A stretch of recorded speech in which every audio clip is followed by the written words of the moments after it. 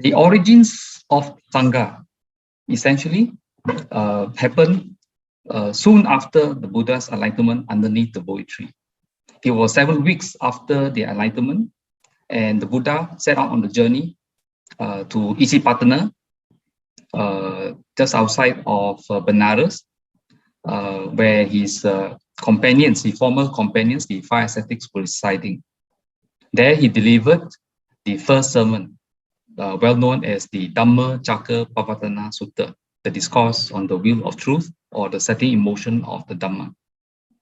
And towards the end of the discourse, the Buddha exclaimed, "So you really know Kondanya." Venerable Kondanya acquired the name Anya Kondanya, Kondanya who knows, the first Arya who attained Sotapanna, the first stage of sainthood. So in that sense, that resulted in the formation of the Sangha with Venerable Kondanya as the first member. And soon after, the Buddha delivered the second lecture called the Anatta Lakkhana Sutta, the discourse on the theory of not self. And on hearing the teaching, all 5 of the ascetics present attained arahathood, full enlightenment.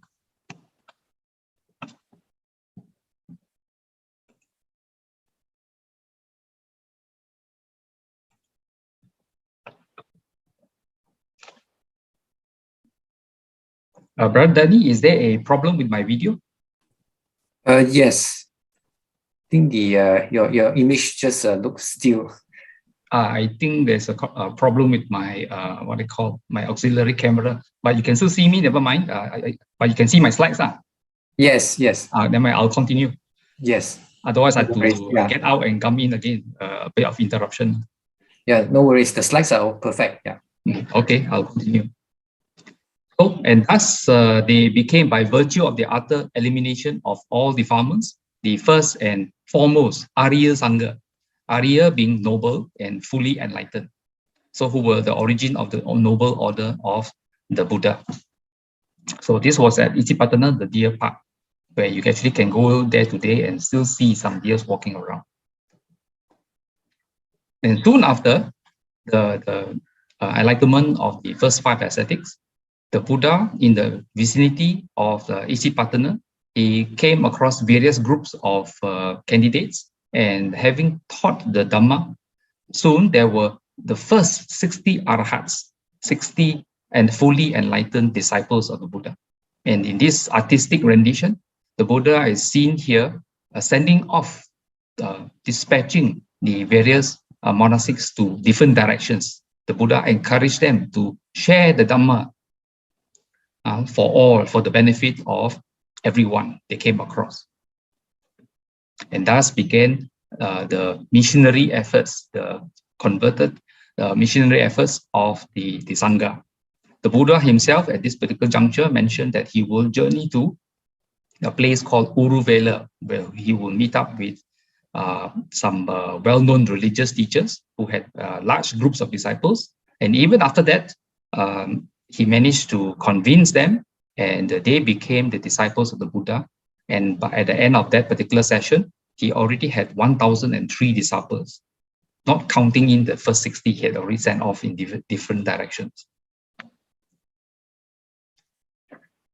Now, today's sharing will touch on the aspect of the counterfeit of the true Dhamma from the sutta called the Saddhamma Patirupaka Sutta, found in the Samyutta Nikaya, chapter number 16, sutta number 13. You will notice that whenever I quote some aspect of the teaching, usually from the word of the Buddha, I'll mention the sutta name, usually at the bottom, and with the what they call the scriptural reference. All this information you can use to put into your favorite search engine to actually read the whole lecture or sutta given by the Buddha completely. So the aspect of counterfeit of the true Dhamma or false Dhamma is very important, because we are already 2,600 years ago. And some people might be wondering, has there been any deterioration in the transmission and so on? So the Buddha proceeds. So I have heard at one time the Buddha was staying near Savatthi in Jeta's Grove, another Pindika's monastery. Savatthi was the capital of the Kosala country, a very big and powerful country. And in there, this millionaire, Ananda Pindika, had donated the purchase of the land, a grove, and constructed the monastery, the famous Jetavana monastery, where you can still go today to India to see the foundation stones where the monastery stood. So continuing, then the Venerable Mahakasyapa, a very senior disciple of the Buddha, went up to the Buddha, bowed, sat down on one side, and said to the Buddha, "What is the cause, sir? What is the reason? Why there used to be fewer training rules, but more enlightened mendicants?" This is an interesting statement. Why? Because it is an observation by Venerable Mahakasyapa, who, and going backwards a little bit, even after the first 60 arahats were sent off by the Buddha, at that time, there were no known Vinaya rules for the monks, because the candidates that had come forward to the Buddha and after being convinced by the Buddha, renounced the world and became enlightened. At that time, there were no Vinaya rules. After a long time, where the quality of candidates coming forward to the Buddha to undertake the training to uplift themselves out of samsara, the quality of the candidates were declining. And even Venerable Sariputta in other suttas has been put on record to say that he encouraged the Buddha to come forward and introduce training rules or guiding rules, so that more and more monks can follow and be guided towards enlightenment. So in this particular sutta, Mahakasyapa made this observation that the early days, there were so few or no training rules, and yet there were many, many enlightened disciples. But as time went on, things deteriorated. So, and the question continues. And what is the cause? What is the reason? Why these days there are more training rules and fewer enlightened mendicants? So this is the question, the central question of this morning's sharing. That means we're covering aspects of what is this training rule about, and why there's a need for that, and what are these things that the monks, the Buddha were advising the monks to train themselves in, which we can learn from and try to incorporate some of it into our lives so that we can benefit from walking the Noble Eightfold Path. Now, this picture on the right-hand side is of interest. Now, this picture shows an incident at the bottom, some notes. On the 9th year of the Buddha's ministry, there was a quarrel at Kosambi. The quarrel were among different groups, two groups of monks. One group of monks were very intent on following the Vinaya. By that time, there were some Vinaya rules introduced, not a lot. And the other group was more into other aspects of the Dhamma. So one was the Dhamma proponent group and the Vinaya proponent group, and they were arguing and arguing and arguing. The story says that the Buddha actually, when heard about this quarrel, he came to Kosambi trying to make peace with the two groups of monks. But there were certain representatives that came forward to the Buddha and said that, Buddha, you don't need to be so involved. We will settle the issue among ourselves. So rebuffed by some of the disciples there, the Buddha said that he might not be of use. So he went off and spent the Vassa in the forest nearby. And this particular artistic rendition, and there are very many other variations, but all of them have something in common. There is the Buddha in the picture, there's a monkey offering something, and an elephant, or maybe even an elephant offering something to the Buddha. So it was this monkey and that elephant in this particular forest who supported the Buddha by offering dana during the Vassa time in the forest, while the monks were still quarreling at Kosambi. Only later, when the lay people in and around Kosambi knew about the story that the Buddha was rebuffed by some of those Sangha members, that the lay people felt that it was inappropriate that those disciples told the Buddha such, and they were quarreling. And so the lay people took it upon themselves to withhold dana, that means not give them food. So of course, when the monks get no food, the stomach speaks louder than the arguments. So soon they realized their mistake, and they rushed forward looking for the Buddha. And they came to the forest seeking forgiveness from the Buddha. And it is at this juncture that the Buddha gave a certain sutta. This particular sutta by the name of Sambiya Sutta, found in the Majjhima Nikaya, Sutta number 48. So here there is mentioned that there was an argument at the Gositara's monastery. So there was a lot of argument, a lot of wounding words, as the sutta mentions, bad words, unpleasant words. They couldn't persuade each other, and so on. So there was no movement either way, whether for or against. So each group stood their ground. So at the bottom, so it seems that when you were arguing, you are not treating each other with kindness. This is what the Buddha said. So what exactly do you know and see, you foolish men, that you believe in such a way? This will be for your lasting harm and suffering. So clearly, the Buddha it does not take kindly to people who argue among themselves, especially among his supposed students, the Sangha members. And then the Buddha continued to say, monks, these 6 warm-hearted qualities make for fondness and respect, conducing to inclusion, harmony, and unity, without quarreling. What 6? Now, before going onwards, we have to note that even during the Buddha's time, there were already quarrelsome monks. So even with the few Vinaya rules, not the 227 that we know of for the bhikkhus today, they were less than that, and they were already quarreling groups. You can just imagine after the Buddha passed away, there would be more and more without the Buddha coming in to interfere and maybe advising these quarrelsome monks. So during the Buddha's time, there were already monks that are behaving this way. And this will not be the only incident where monks behave badly and so on. And very often, there are many other suttas where certain monks will understand the Buddha wrongly after the Buddha had given a talk, and that monk will go around the different places, different villages, and tell and teach what they claim to be the Dhamma taught by the Buddha, which other monks heard, oh, this is definitely not what the Buddha taught, and reported to the Buddha, and the Buddha would request that monk to come to him. And the Buddha will actually mention that what this monk was spreading around to other lay people and so on, that he had understood the Dhamma wrongly. And then the Buddha will set the Dhamma straight at that time. So there are many such suttas. So even during the Buddha's time, there were such these issues of wrong understanding, quarrelsome people, thick-skinned people, and so on. So what are these 6?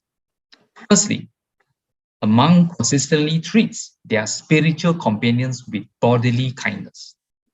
So notice the emphasis on bodily kindness, the emphasis on kindness.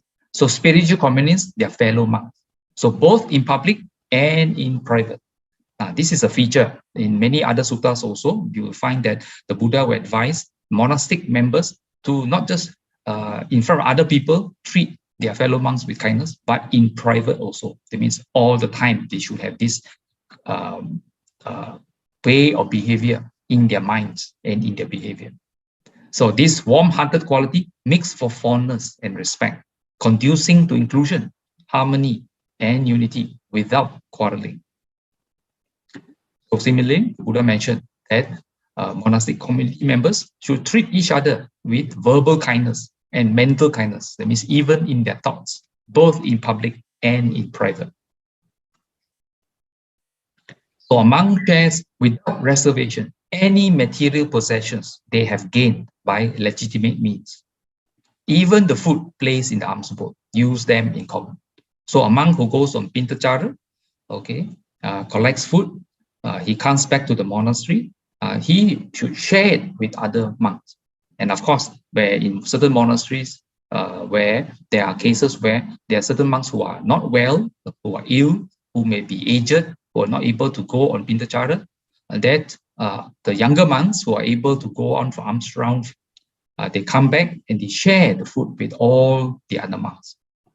It is not theirs, it is the community's. So number 5, a monk lives according to the precept shared with their spiritual companions, both in public and in private. So precepts means the various Vinaya rules taught by the Buddha at the time. So number 6, a monk lives according to the view shared with their spiritual companions, both in public and in private. That view is noble and emancipating, and this one who practices it to the complete ending of suffering. So this warm-hearted quality makes for fondness and respect, conducing to inclusion, harmony, and unity without quarreling. So what is this view we are talking about? So coming shortly, so of these 6 warm-hearted qualities mentioned earlier, the chief is the view. That means the understanding. That is noble and emancipating. This view covers aspects on, encourages us to reflect. Is there anything that I'm overcome with internally and haven't given up? So we are talking about certain unwholesome tendencies, our poor habits of hurting other people, even in thought, don't talk about body or speech, and so on. So the Buddha gives a list: sensual desire, ill will, dullness and drowsiness, restlessness and remorse, doubt. So the earlier list, the sensual desire, ill will, dullness, drowsiness, restlessness, and remorse, this clearly point towards the 5 hindrances, which is an impediment to one who is trying to go into deep meditation. They are talking about pursuing speculation about this will, pursuing speculation about the next world, and arguing, quarreling, and fighting, continually wounding others with barbed words. Today we call it 4-letter words and many other inappropriate conversations. So the monk reflects whether there's anything. Have I been using these kind of words? Have I been verbally quarreling and fighting, even physically fighting, or even mentally that I have ill will towards others, that I'm unhappy with others, that in my mind, these so-called barbed words appear in my mind, even though it didn't come out of my lips. So this is something which the Buddha encourages those monks to reflect internally, okay, and try to work on giving it up. And further down, when I develop, cultivate, and make such much of this view, I personally gain serenity and quenching. Serenity, which means you're able to calm down, to be tranquil, to have calmness of mind, and there on the way to attaining jhana in meditation. So without such calming and always have a mind full of ill will, dullness, speculating, and so on, one is definitely not able to go into deep meditation, which is one of the factors of the Noble Eightfold Path. So here is a brief. Now, you will notice that in many suttas, because the Buddha went to different villages and you encounter different monks, different groups of monks, or even lay people, although the sutta may be of different name, because often named after the location or the questioner or so on and so on, you will notice that there is a common thread. The sutta is, in a way, the meaning of sutta, not just a discourse. It also means a thread of meaning, a common theme which the Buddha emphasizes, which is all of this, the correct understanding of how one should practice and so on.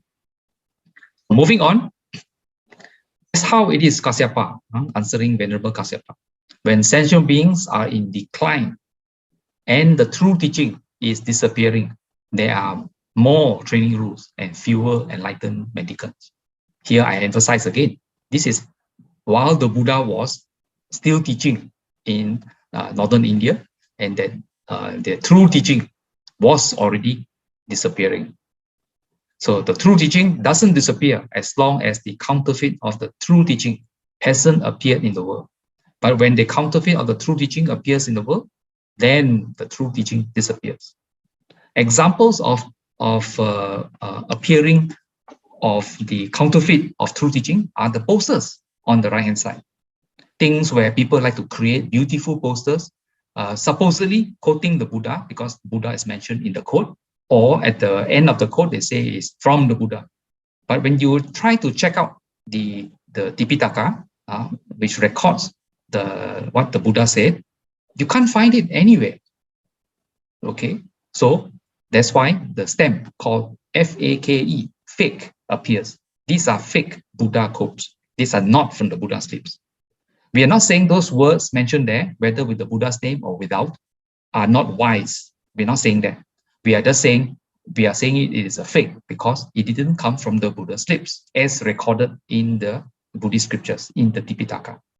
They may be wise words, but don't use the Buddha's name if it is not from the Buddha. That's the important point. Otherwise, if you do that, that's called a lie, because it didn't come from the Buddha, and you try to market it as from the Buddha.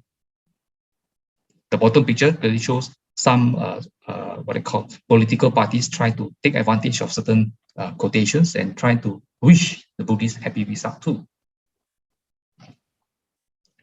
So, and the Buddha continues in this Saddhamma Pati Rupaka Sutta. It's like true gold, which doesn't disappear as long as counterfeit gold hasn't appeared in the world. But when counterfeit gold appears in the world, then real gold disappears.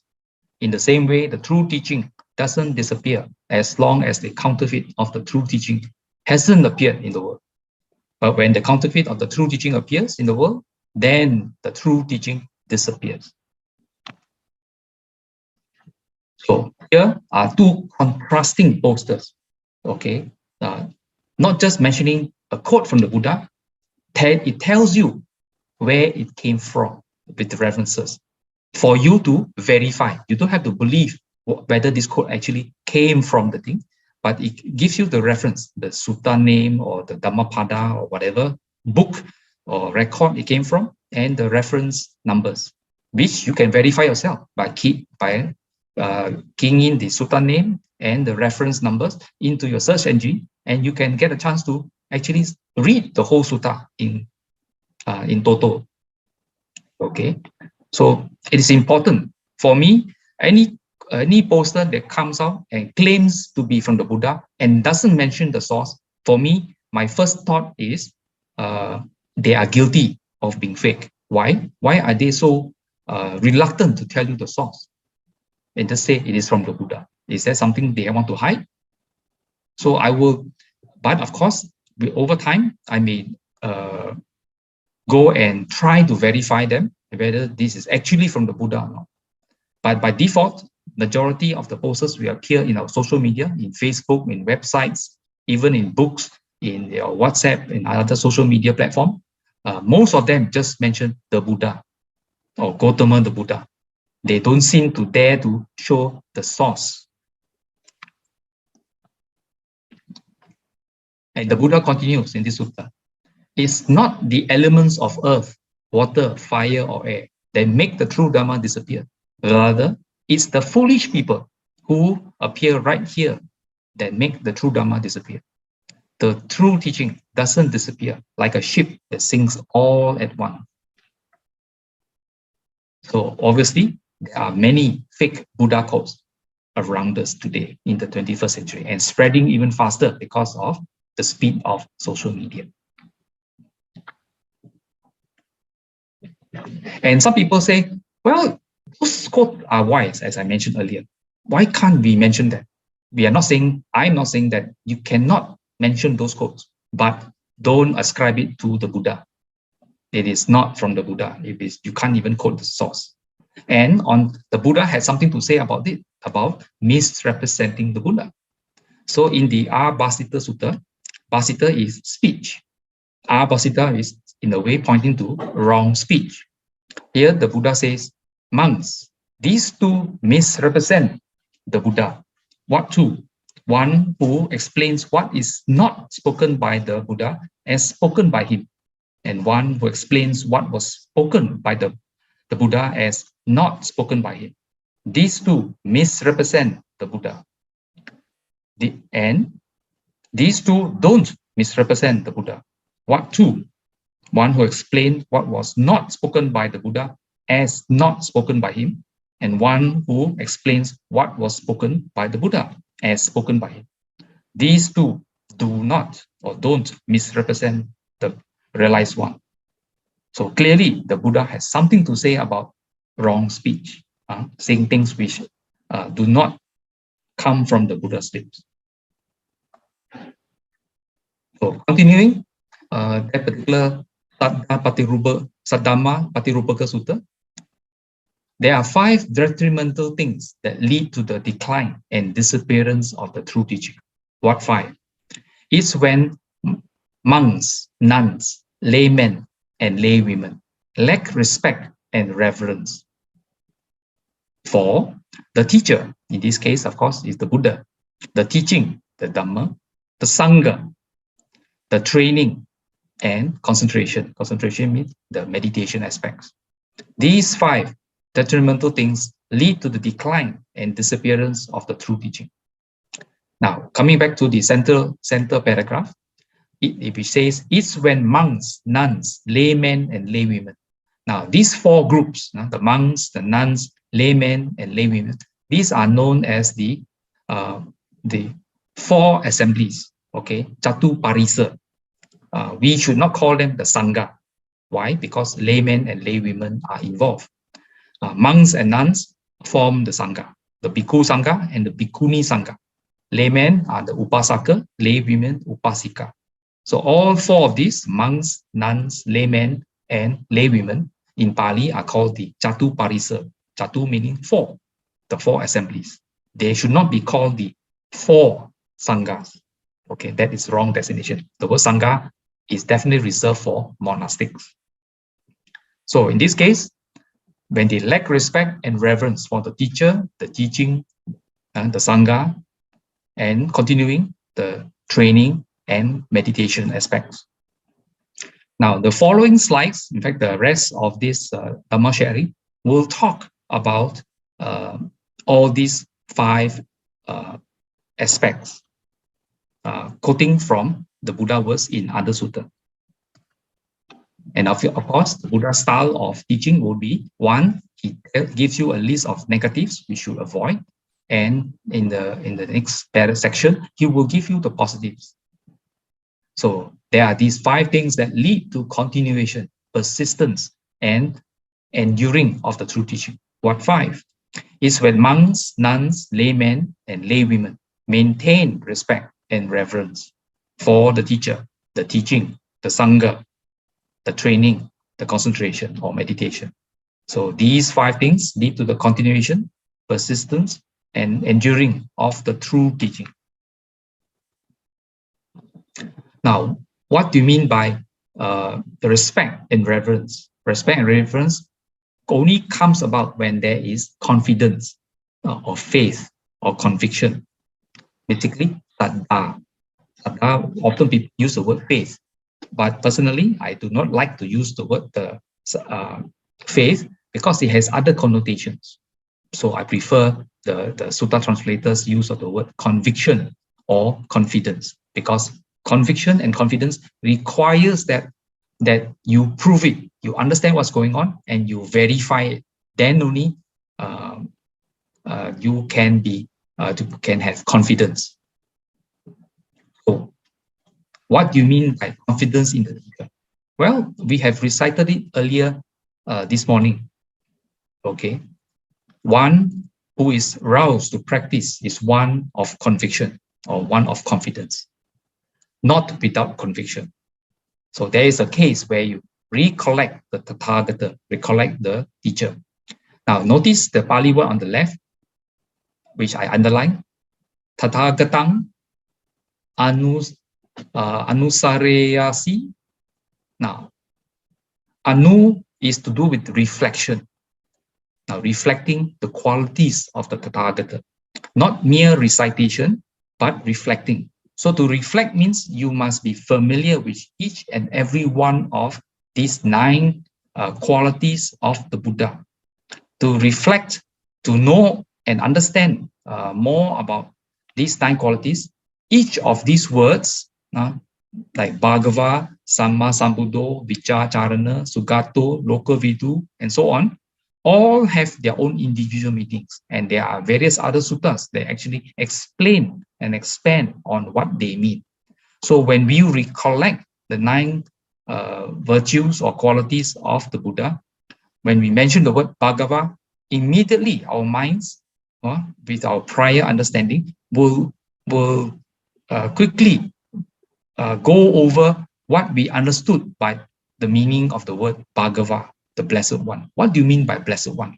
So all this requires us to study, to listen to Dhamma sharings by those learned individuals, especially the Sangha members, who can elaborate on this very well. So we should understand all this. So when we recollect the Tathagata is not mere recitation. It is recollection. It's called reflecting. Okay. Anusati, which means to reflect, to recollect, not chant only. So even when we go through the puja, we should go through it slowly, in the hope that we give ourselves time to reflect each and every one of these 9 qualities. Of course, today, it will be impossible for me to go through, because this page itself is one whole Dhamma session at least.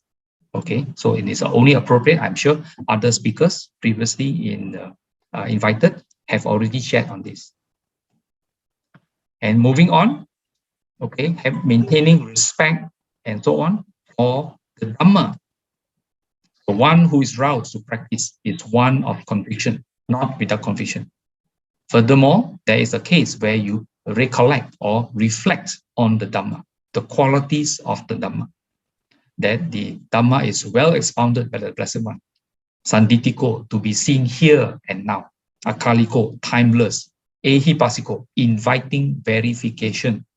Openaiko, pertinent or leading onwards. Pachatang, veditaplo minyuhi, which to be realized by the wise for themselves. And moving on, one who is roused to practice is one of conviction, not without conviction. So furthermore, there's a case where you recollect or reflect on the qualities of the Sangha. And all that we have already recited earlier in the puja. Okay, the qualities of Supatipanno, Ujupatipanno, and so on. All these 9 qualities of the Arya Sangha. Now, moving quickly. Here I quote extensively from the Mahaparinibbana Sutta found in Dika Nikaya, Sutta number 16. Now, here the Buddha addressed the monks. 7 conditions leading to welfare I shall set forth bhikkhus. The growth of the bhikkhus is to be expected, not their decline, as long as they assemble frequently and in large numbers. Now, why is this? Because even during the Buddha's time, as I showed you earlier, especially in the quarrel of Kosambi, there were already people stirring up trouble within the Sangha. And in this Mahaparinibbana Sutta, that means the last few months before the Buddha's passing, the Buddha re-emphasized the need for welfare, the need for unity among the Sangha members, not just bhikkhus, but also the bhikkhunis. So the advice was that the monastics should assemble frequently and in large numbers.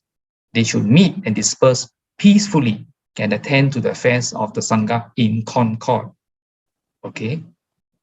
Appoint no new rules and do not abolish the existing ones, but proceed in accordance with the code of training, the Vinaya, which has been laid down. So Vinaya literally means not just the precepts for the monastic, but the code of training. The Vinaya essentially is training the monastics so that they can get nearer to Nibbana and hopefully to attain arhatship. And number 4, the monastic should show respect, honor, esteem, and veneration towards the elder bhikkhus, those of long standing, long gone forth, the fathers and leaders of the Sangha, and taking it worthwhile to listen to them. And number 5, do not come under the power of craving, of the craving that leads to fresh becoming, to rebirth, and so on. Cherish the forest depths for their dwelling. Why? It is peace and quiet for them to do their work of training themselves. And number 7, establish themselves in mindfulness so that virtuous members of the order who have not come yet might do so, and those already come might live in peace. So long bhikkhus, as these 7 conditions leading to the welfare endure among the bhikkhus, and the bhikkhus are known for it, their growth is to be expected, not their decline. So clearly, these 7 advices are for the monastic themselves. Now, the bottom paragraph is of interest. Now, although the Buddha says 7 conditions leading to the welfare endure among the bhikkhus, of course, this is very important. So there is no breaking up among the monastics. But the following portion, and the bhikkhus are known for it. Now, this too is also important. Why? Non-bhikkhus, that means the people who are not monastics, usually the lay people around, people from other religions and so on, or philosophies, they also look upon the monks and nuns, how they behave. Do they argue among themselves? Do they throw chairs and throw what I call bad words at each other? Or do they behave in concord according to the 7 conditions above laid out by the Buddha? So when that happens, when the monks and nuns are known for it, known among the lay people like us, what happens? We see that they are, the monastics are behaving and practicing according to the advice of the Buddha. When that happens, our respect and confidence in the monastic Sangha grows, and we continue to offer our support materially, morally, spiritually, in service, and so on. All kinds of support, not just via money, but also in service, in encouragement, and so on. Okay, so the bhikkhus are known for it is also a very important aspect, not just among the monastics. So obviously with these 2, their growth is to be expected, not their decline. Now, after this initial, welfare of the Sangha via the unity of the community, where the Buddha gave this advice, the Buddha continued to give a Dhamma lecture to the monks who were present there at the time. This is respect to the training. So respect to the Saddhamma Patirupaka Sutta, there's already mentioned the training. Okay, after having respect and honor for the Buddha, the Dhamma, and the Sangha, we have to work on the training, the Sikkhapada. So 7 habits to avoid. So the monk should not delight in, are not pleased with, or not fond of activities, talk, sleep, and company. Do not harbor. Do not come under the spell of evil desires. Have no bad friends, associates, or companions. And do not stop halfway on account of some trifling achievement. So clearly, these lists of 7 are very important. In a way, a warning to avoid bad habits within the Sangha. They should not be slackers. They should not entertain evil desires. But number 6, I would like to emphasize a little bit more. No bad friends, associates, and companions. These are essentially among monks amongst monks, nuns among nuns. And occasionally, the monastics may make friends among the lay people too. Okay, so the Buddha emphasizes no bad friends or companions. So why are these friends important in the training of the monastic? Well, in this particular sutta, the Upada Sutta, translated as half the holy life, found in the Samyutta Nikaya, chapter number 45, sutta number 2, it's recorded that one day, Venerable Ananda, the Buddha's disciple, came up to the Buddha and said, "This is half of the holy life, Lord. Admirable friendship, admirable companionship, admirable camaraderie." And the Buddha quickly replied, "That's not so, they're not so, Ananda. It is not half of the holy life. It is the whole of the holy life." So clearly, the companionship within the monastic community amongst Sangha members are very important. Not half the holy life, but the whole of the holy life. Monks help each other. And other suttas, the Buddha clearly says, monks, you do not have father and mother. That means you have renounced the world. That means you have left your families. So who will support you?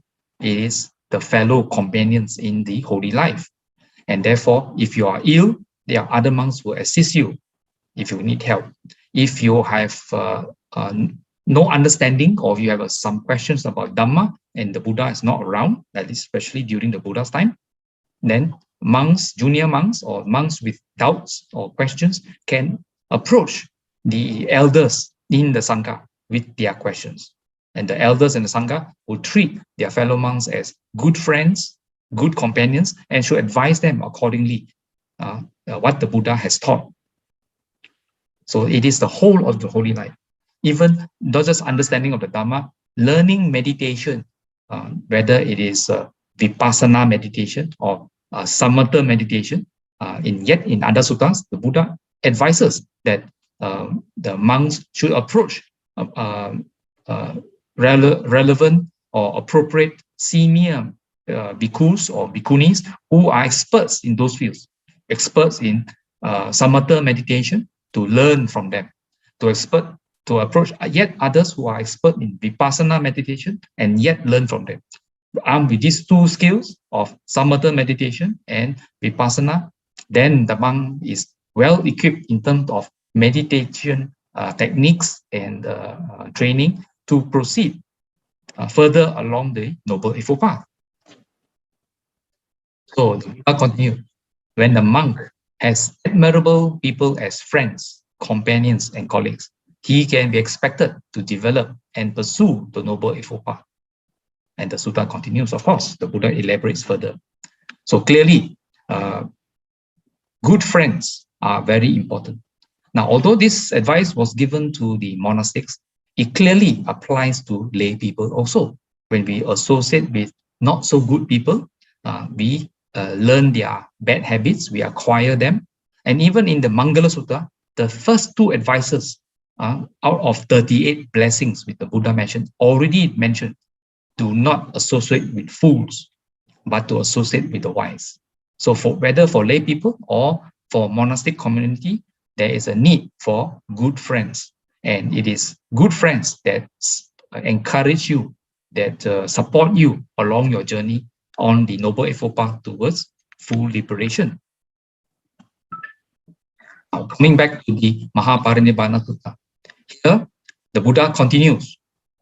The same group of monks who were present when the Buddha mentioned the 7 conditions for the welfare of the monastic community, the Buddha continues 7 good qualities that the monks should develop. And of course, we should also develop similar qualities too. So the growth of the bhikkhus is to be expected, not the decline, so long as they shall have faith or confidence, the quality of saddha, okay, have moral shame, hiri, have fear of misconduct, ottappa, are proficient in learning, bahu sutta, are resolute or have energy, arada virya, are mindful, upatita sati, and who are wise, panyavanto. So long because as these 7 conditions leading to welfare endure among the monks, and the monks are known for it, their growth is to be expected, not their decline. Now, the following slides, I will elaborate a little bit more about these 7 qualities, and with reference to some of the suttas that give further information about this. Saddha. Now, often translated as faith, but that translation, that rendition, that quality of saddha, of faith, initially seems okay, but it is not very strong. Why? In an article written by Karen Hospital, 1997, in the Insight Journal, she mentions bright faith, a sense of being able to draw near, to open up, to be inspired. It is powerful but unreliable. There is an emotional quality of wonderment, of excitement. Now, most of us are influenced by bright faith. initially. That means when we come across good Dhamma speakers, or we are emotionally stirred. Okay, but as Sharon Salzberg mentioned, this is only empirical. This is very shallow. Yet it is very moving. It is very powerful, but not reliable for the long run. So moving onwards, you have another deeper aspect of faith. It's called verified faith. It means not just listening and get emotionally swept off or speak by a good Dhamma speaker or a good speaker, whether Dhamma or political or whatever. So the emphasis here is encountered a teaching and have gotten inspired. And we have done something about that. That is very important. We have to do something. We hear something. So what are you going to do about it? Is it just nice listening? And that's it. So Sharon Salzberg continues. We have actually practiced it and we have explored for ourselves. So all ideas that are proposed to us after hearing a certain speech or whatever, especially in terms of Dhamma or writing our lives and so on, we should not just listen, but we should verify it. How to verify? We practice it, we explore it, we reflect upon it for ourselves, whether it is rational or irrational, or whether we should keep it and pursue it, or we should throw it into the dustbin. This is something we must do. A lot of people get stuck at bright faith, and that's it. And it becomes unreliable. They become fanatics about whatever idea they hold on to. They don't move on to verified faith. We need to move on. And although there's such thing called bright faith and verified faith with time will move you towards unshakable faith. So we have experienced something so deeply and strongly that from that point on, there's no turning back. We know from our own experience that this is how things are through our own understanding. So not relying on third party people to tell us this is the way, but we have practiced it, we have explored it, we have verified it, okay? And going deeper into it, we experience something, usually deep in meditation, and with our own experience, not the experience of others, whether in books or in video or in speech, but our own experience. And we know that this is how things are. It means this is reality. So this is our realization, our own understanding. And this gives rise to unshakable faith. This may not be the unshakable faith of the Sotapanna, who has also unshakable faith in the Buddha, Dhamma, Sangha, but it is close, it's getting close, but we are doing the right things of verifying and going deep into it to see whether it accords with our deep understanding of things around us. So, Saddha, I prefer to use the translation confidence. Why? Confidence is earned, not based on mere trust or mere faith. Bright faith, I will replace the word bright with blind faith. It is very emotional, it's very stirring, but very unreliable. And that's why I like to use the word blind. So we have to move away from blind faith towards verified faith to see whether it stands up to reality and move on towards unshakable faith. So beware of mere use of the word faith as a translation for Saddha. Now, Hiri, another quality. The Sutta is mentioned at the bottom, Sankita Dana Sutta. Dana, D-H-A-N-A, means a treasure. So, what is Hiri? Basically, moral conscience, and Ottapa, prudence, or the fear of wrongdoing. And the Sutta mentioned, what is the wealth, okay, of conscience? It's when a noble disciple has a conscience. They are conscientious about bad conduct by way of body, speech, and mind, and conscientious about having any bad, unskillful qualities. This is called the wealth of conscience. And what is the wealth of prudence, of Ottapa? Is when a noble disciple is prudent. They are prudent when it comes to bad conduct by way of body, speech, and mind, and prudent when it comes to acquiring any bad, unskillful qualities. This is called the wealth of prudence. So this one requires some reflection. And in the next page, another author provides some insights to the aspect of moral conscience or moral self-respect, Hiri. So Hiri can be thought of as conscience or self-respect. Hiri, often thought as she, flies into our mental world at the moment when we are considering doing something that we know deep down to be wrong. So we have an internal ethical integrity in our personal makeup, our moral compass, our intuitive understanding of what is right and wrong. So our inner voice tells us this. So what's appropriate and what isn't? So Hiri is not a severe critic, but a soft, caring voice whispering in our ear and guiding us through our lives with courage and compassion. Hiri saves us from the demons lurking within and stands beside us when we say, no, that is just not right. I will not do it, or say it, or think it. So this is offered by Andrew Olensky from Tricycle in 2017. And what about Uttama? Uttama is the elemental force of caring for others and respecting their concerns. It appears on the scene when we are tempted to do something that is against the laws of propriety, is outside the social norm, or would be condemned by the people we respect. Uttama draws its strength from the fact that we are social creatures who belong to a family or community, and that our actions are rooted in and accountable to a larger collective order. Our Sangha is like a group of stars that help us navigate a moral course. So Uttama points steadily at the inherent respect we possess for others as our North Star, and helps us say, I care about the opinion of the group and would not have my friends be ashamed of my actions or my words or even my thoughts. So that gives an idea as the scope of Hiri and Uttama. Now, moving on to the qualities of a good person, where a monk or even a layperson should aspire to. Bahu Sutto.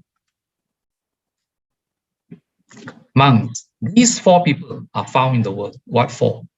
A person may have little learning and not get the point of learning. Little learning, but get the point of learning. Much learning, but not get the point of learning.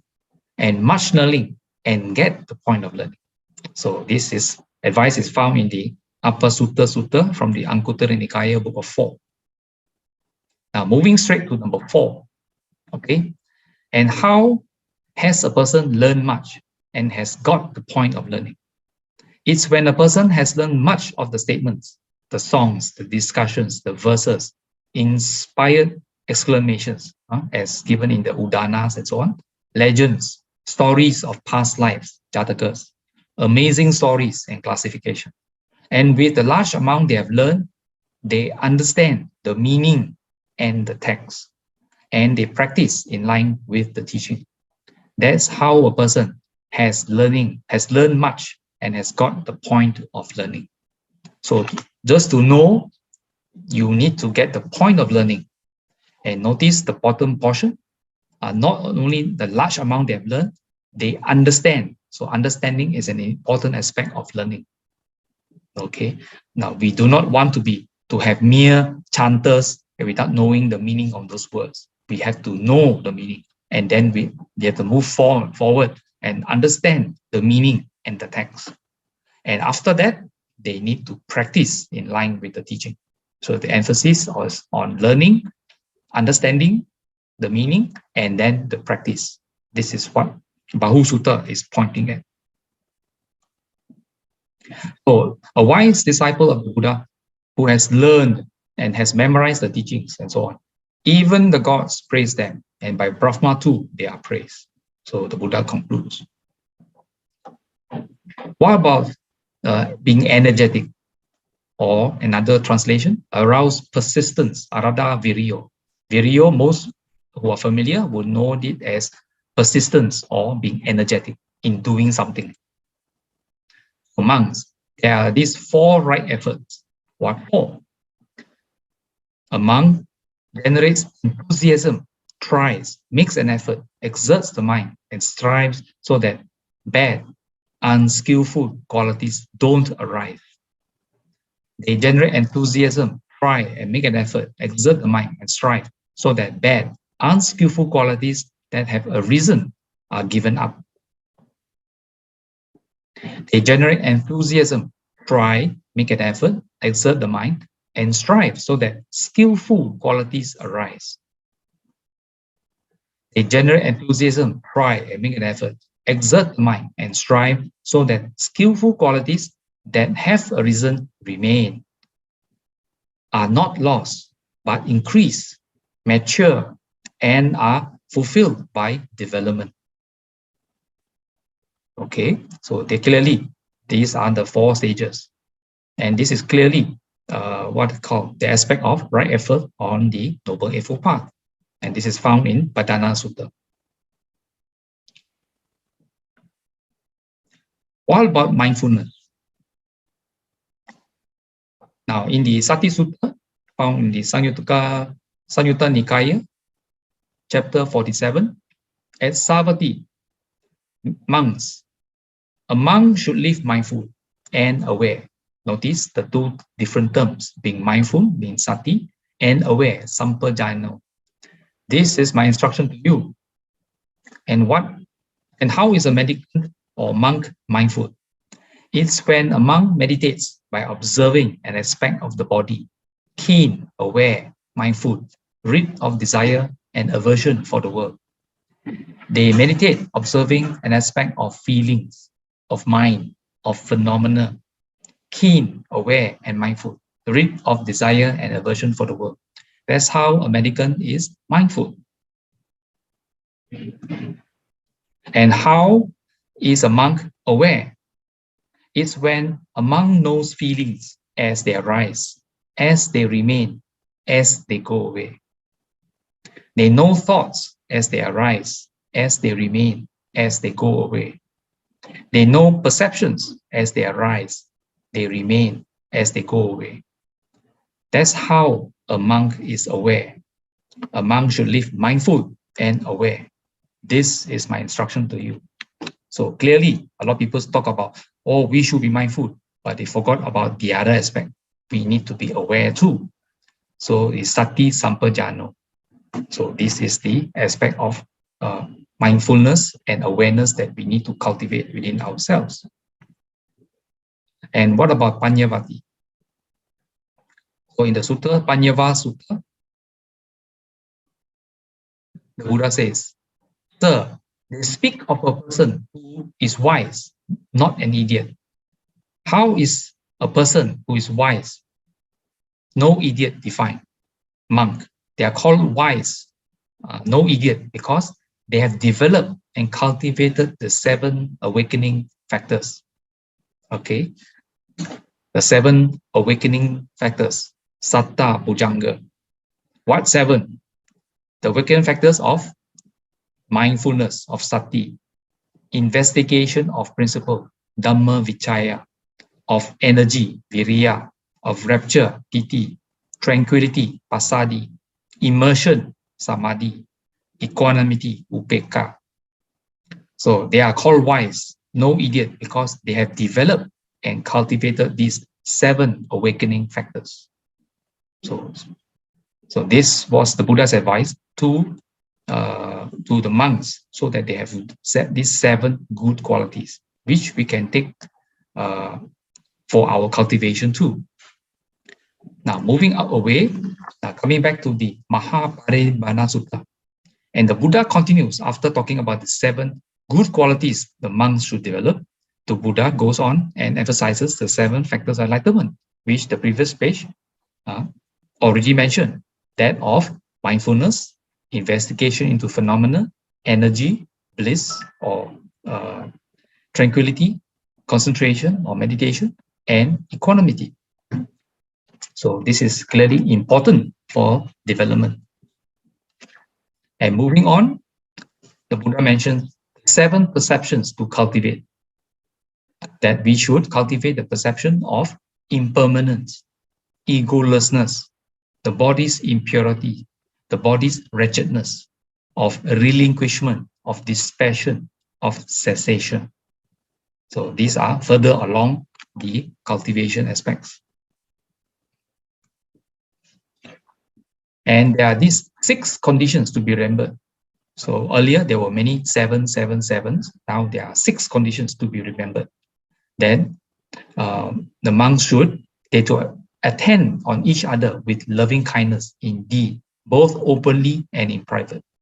Now, in yet other suttas, sometimes the Buddha will wander in northern India and come across different, what they call spiritual groups, Buddhist monks who have grouped together to form what they call Sangha cells, I will call it. Modern day, nowadays, we like to have Buddhist cells, lay people forming small groups. But during the Buddha's time, there were practicing cells, Sangha cells. One sutta I came across, there were 3 members in this Sangha cell. And the Buddha will inquire whether how they treated each other, what they thought of each other. And it actually, the advice is also given here, that all these monastics should attend on each other with loving kindness in action, in deed, both openly and in private. Also in words, that means via their speech, both openly and in private. That means behind the monastic's back, they should have loving kindness also. And in terms of thought also, both openly and in private. That means within their thoughts, they should have thoughts of loving kindness towards each companion monastic. So in respect of what they receive as due offerings, even the contents of the alms bowl, they do not make use of them without sharing them with virtuous members of the community. So as I mentioned earlier, when they go to Pitachara, they should share. When they're on return, they should share with the rest of their monastic groups. And number 5, in company with their fellow monks, they train themselves openly and in private in the rules of conduct. So rules of conduct, clearly the Vinaya. The Vinaya is not just discipline or rules, but they are training parameters, which are complete and perfect, spotless and pure, liberating, praised by the wise, uninfluenced by mundane concern, and favorable to concentration of mind. So they should continue their training, even openly when they are surrounded by other fellow monastics, but also in private. So the practice is continuous as long as they are awake. From the moment they open their eyes on waking up in the morning until they go to sleep, they should be training themselves. Number 6, in company with their fellow monastics, they should preserve openly and in private the insight that is noble and liberating, and this one who acts upon it to the utter destruction of suffering. So they need to preserve their insight, through their training, their deep meditation, even during their waking hours. They should practice all this until there is destruction of suffering. This particular number 6 is of interest because when you read stories of various monastics, like for instance, Lady Patachara, Bhikkhuni Patachara, when she came back from alms round, the monastics normally move around barefooted. When they came back from Pintachara, they will go to a well or a nearby river. They will scoop the water and wash their feet before they enter the monastery. Now, it was obvious that Bhikkhuni Patachara was ever mindful during the Pintachara and even when washing her feet. While she was washing her feet, ever mindful, preserving her insight and training conscientiously, she became an arahat while washing her feet. And another monastic, Venerable Ananda, it was after the Buddha's passing away, just on the eve of the holding of the first Buddhist council, the first Sanghayana, Venerable Ananda, throughout the day, he was ever training and preserving his insight. And just when he was about to go to sleep on the eve of the first Buddhist council, before his head would rest down on the horizontally, he attained arahatship. So enlightenment comes anytime. So long as you are still training yourselves, you are preserving the insight. So this is how the monks should practice. And we should take lessons from these lectures or guidance from the Buddha as to how we should conduct ourselves. This page is more of a summary of the earlier various lists. So the growth of the monks is to be expected, not their decline. Because as long as they observe the 7 community activities, the 7 habits to avoid, the 7 good qualities, the Saddha, the Hiri, Uttama, and so on, which I elaborated, the 7 factors of enlightenment, the 7 perceptions to cultivate, the 6 conditions to be remembered. So long, because as these conditions leading to welfare endure among the bhikkhus, and the bhikkhus are known for it, their growth is to be expected, not their decline.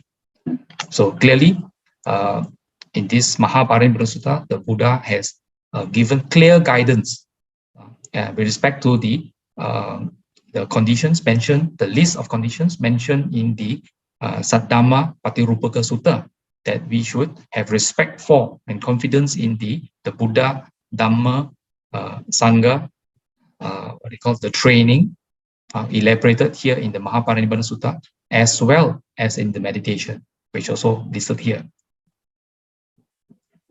So with that, in the Mahaparinibbana Sutta, the Sangha, the Buddha summarizes. The Sangha is wise, well-disciplined, apt and learned, preservers of the Dhamma. Okay, the Sangha has a function to preserve Dhamma, living according to the Dhamma, abiding by appropriate conduct, and having learned the Master's word, are able to expound it, to share it, to preach it, to proclaim it, to establish it, to reveal it, explain it in detail, and make it clear. Until when adverse opinions arise, they shall be able to refute them thoroughly and well, and preach this convincing and liberating Dhamma.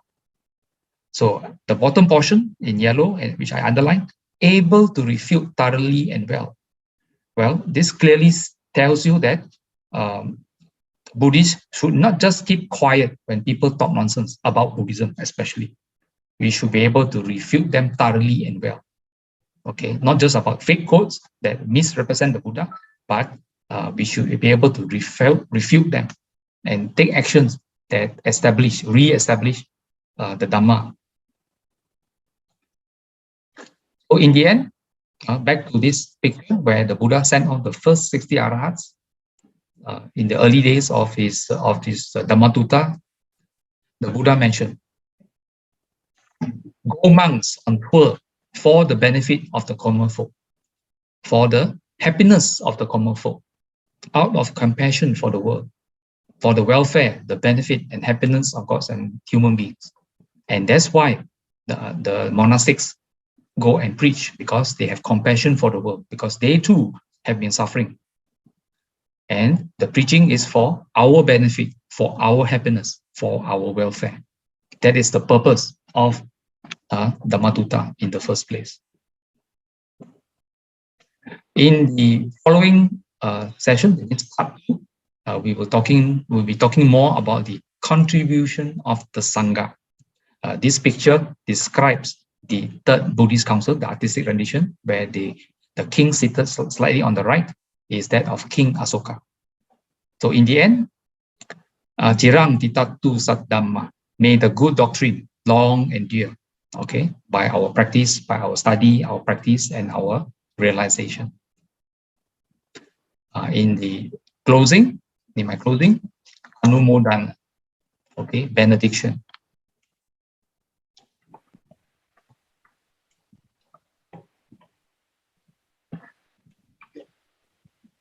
Those who are familiar can recite the Pali together. Akasattha cha bhummattha deva naga mahitika Punyang tang anumoditva Chirang rakkantu sasanang Chirang rakkantu desanang Chirang rakkantu mamperan. Dedication of merit. Idang vo nyatinang hotu sukita hontu nyatoyo. Idang vo nyatinang hotu sukita hontu nyatoyo. Idang vo nyatinang hotu sukita hontu nyatoyo. These Pali words are from the Tirokuta Sutta. Closing veneration. Arahang Tamma Sambuddho Bhagava Buddhang Bhagavantang Abhivademi.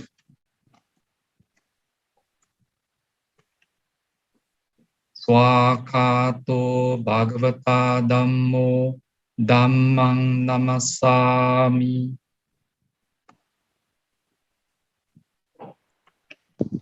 Supatipanno Bhagavato Savakatango Sanghang Namami.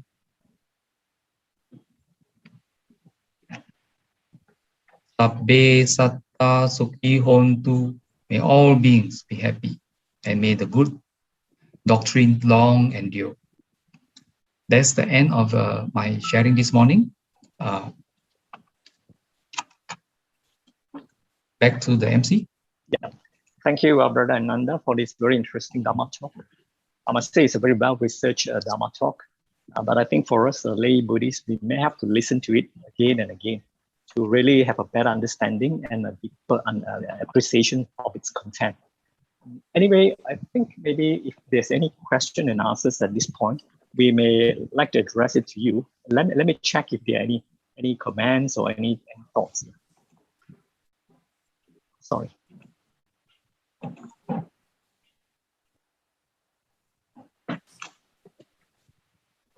Sorry, just waiting to.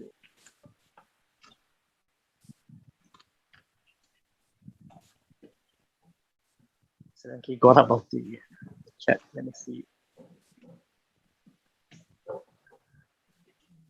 Now waiting for any questions. It's a quick note, Brother Ananda, because I think sometime back early this year in February, we had I think Ayasma Arya Dhammika, who actually presented to Babs, some of us, a session on Dhamma quiz actually.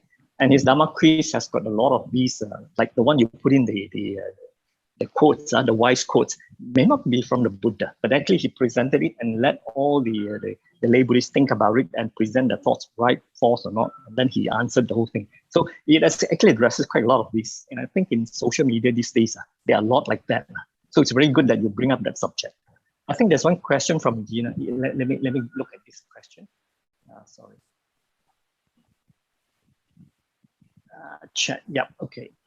Brother Ananda, do you agree that the Sangha should not be too rich? Do you agree that the Sangha should not be too rich? That is an interesting question. In the first place, within the 227 precepts, the training guidelines given by the Buddha, the monastics do not hold cash. Okay, they do not hold what they call, even don't talk about the monastic with 200 over precepts.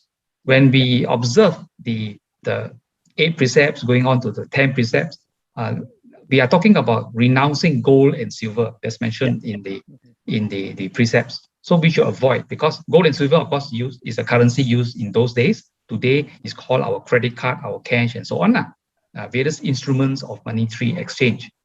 So the Sangha itself does not hold any money. So that's why in many good Buddhist organizations, the administration and actual management of these financial aspects are undertaken by trusted and good lay people, often called the Sangha fund or something similar to that. So it is left to the reputable lay members to manage the funds and in consultation with the Sangha. So you do not find Sangha members going out to buy Rolls Royce and driving themselves to the shopping mall and all these kind of things. The purpose of becoming a monastic is to lead a simple life with the primary objective of attaining enlightenment. That is the primary goal. Of course, along the way, they learn the Dhamma, they help to preserve the Dhamma, they render services among the Sangha members as well as lay people. Services to lay people can mean in terms of if the Sangha members were formerly medical personnel, they may, if there's a need, they may render medical services. They may be doctors, nurses, whatever. They can render that, especially now in this pandemic.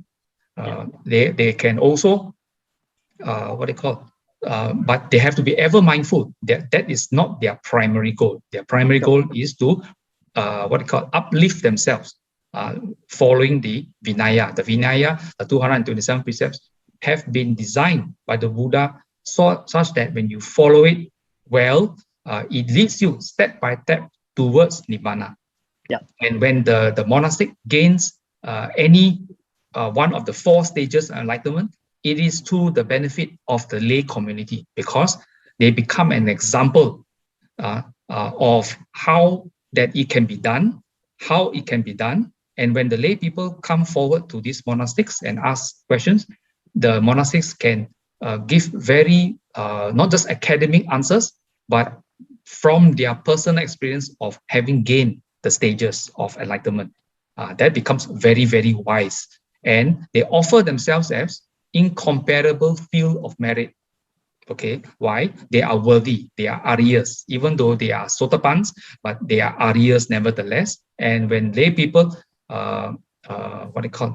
has the opportunity to offer their services, offer dana, not just material, but also services, the lay people benefit in terms of wholesome karmic energies.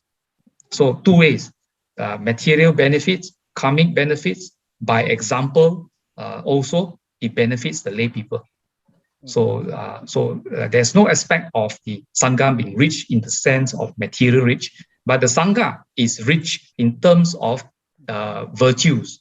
The Sangha is very, very vibrant. And to know more about that in terms of the different levels of dana, that means one may just offer food, cook food to one particular monastic, or moving up, whether you have Mahasangika dana, or just offer by building a pagoda, or offer food only to the Buddha, or offer food to the Mahasangha with the Buddha as its head.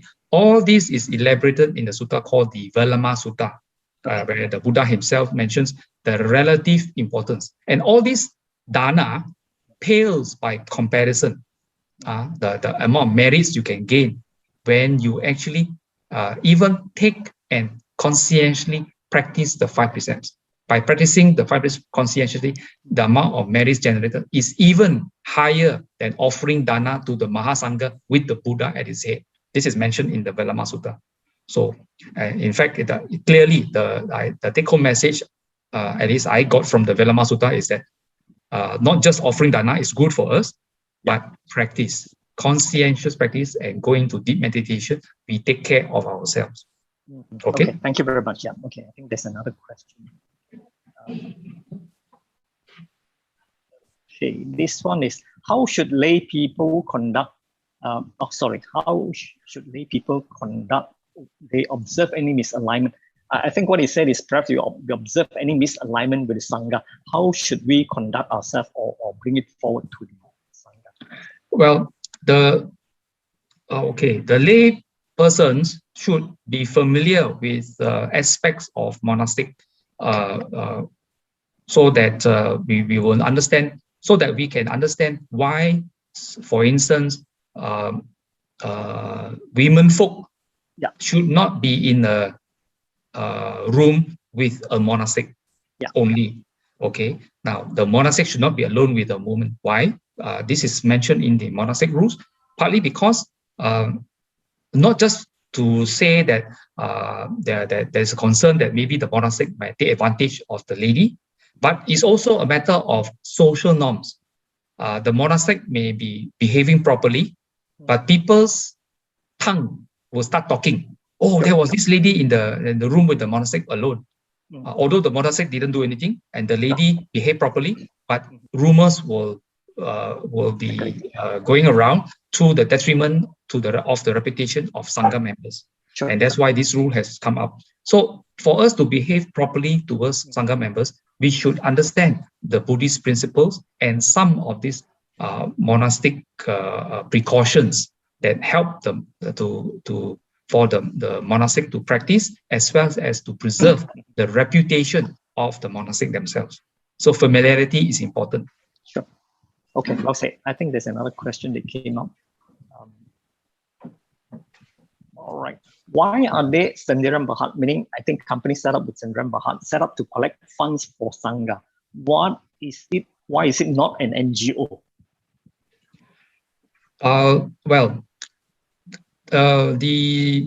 There are many types of now. All societies, all groups of people, they want to form a legal entity, have to work within a country's legal framework. Some groups form an ROS, under ROS, Registered Societies. But there are some, ROS doesn't cover all possible, groupings based on their intentions, their constitution, and so on. And therefore, because of those constraints and the wishes of that group, the community, the group of people, they have to form a Sendirian Berhad. But don't just be taken aback by why they form a Sendirian Berhad.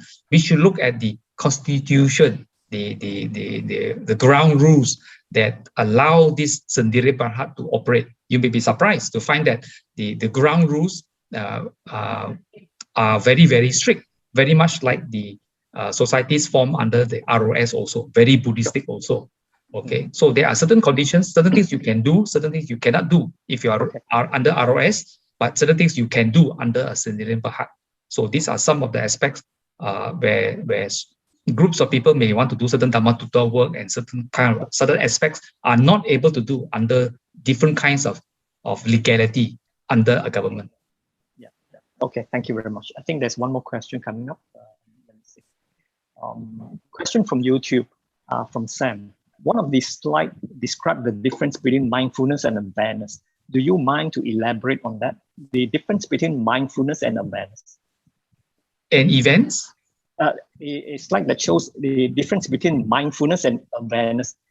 Awareness, sorry. Yeah. Okay. Okay.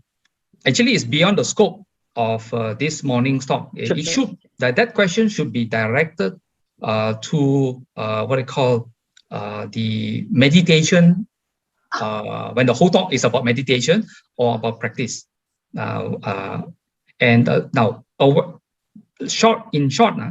Mindfulness is about directing the mind to an appropriate object. Awareness is to know the quality of that. For instance, if you want to have mindfulness towards the breath, our biggest problem is always that we have monkey mind. We are all over the place. We can't even sit still for, don't talk about 5 minutes, sit still for 1 minute. Our mind is already wandering around us or even out of our house. Okay, so mindfulness is about directing it to a focal point. So if we direct it to, say, our breath, very often meditation, we have breathing in and breathing out. Whether we want to observe it at our nostrils, at the rising and falling of our chest, or of our abdomen. The Buddha didn't say that you must do any one of these, but just be aware of your breath. But when we start going into the awareness of the breath, we have to fight with the issue of the wandering mind. We can't stay still, trying to be aware, mindful of the breath, because while we are trying to be mindful, our attention goes somewhere else and we draw it back. That is the work of mindfulness. But being aware is when you are already mindful at that object of breathing in and breathing out, we are aware of every moment of our breathing in. From the moment we start breathing in, that the air is going into our lungs, and when our breath is already full, that means we cannot breathe in anymore. There is a moment, there's a stationary moment, okay, very short, maybe a few milliseconds. Then after that, we start our out breath. We need to be aware of when we started that out-breath until the out-breath ends. And if you want to go deeper about awareness, the sampajanya, we go deeper by saying, when we breathe in, are you aware of the quality of your breathing in? Most people assume, oh, of course I know I'm breathing in. Yes, but are you aware at that very moment, that particular breathing in, is it smooth? Is it very fast, a quick breathe in and a quick breathe out? Is it a slow breathe in, a slow breathe out? Is it a long breathe in, a long breathe out? Is it jagged? Is it jagged? Do you have part of the breathing in a bit start, spurt? That's not smooth. Okay, and part of it is smooth. Within the in breath itself, there are variations. Are you aware of that? If you're not, then your awareness is not fine-tuned enough, not high resolution enough to know that it existed in the first place. That's where the Sati Sampajanya comes in. So all this has benefits because you are aware of your own life. You are aware of your experience. Okay, there many years ago, there was an example given by Venerable Dhammika. Okay, S. Dhammika, the Australian monk, now he's back in Australia. He gave an example whereby he was staying in Sri Lanka, and during the dana, the devotees offered him a red apple. Okay, now for some reason he was very caught up in the events of the dana and conversation among the monks and the devotees, but he was eating the apple. Okay, he was, at that time, he admitted he was not mindful of the eating. He was not even aware of the eating. But physically, he was biting the apple, chewing the apple, and swallowing its contents. And he only realized that he was not mindful after he has finished the apple. He was not able to recall, what did the apple taste like? Was it powdery? Was it slight sourishness? Was it sweet? Did it have this flavor? He was not able to describe this or that. That comes with the awareness of the taste and so on. So in our daily lives, we may lose this experience of, say, eating bakute, our Malaysian favorite pastimes, or eating nasi lemak. We may go into the mechanics of eating. We have finished the whole meal, but not able to recall, oh, this was how it tasted like. It was like this, it was like that. So we lost that experience. So Sati Sampajanya enriches our life if you do not have it.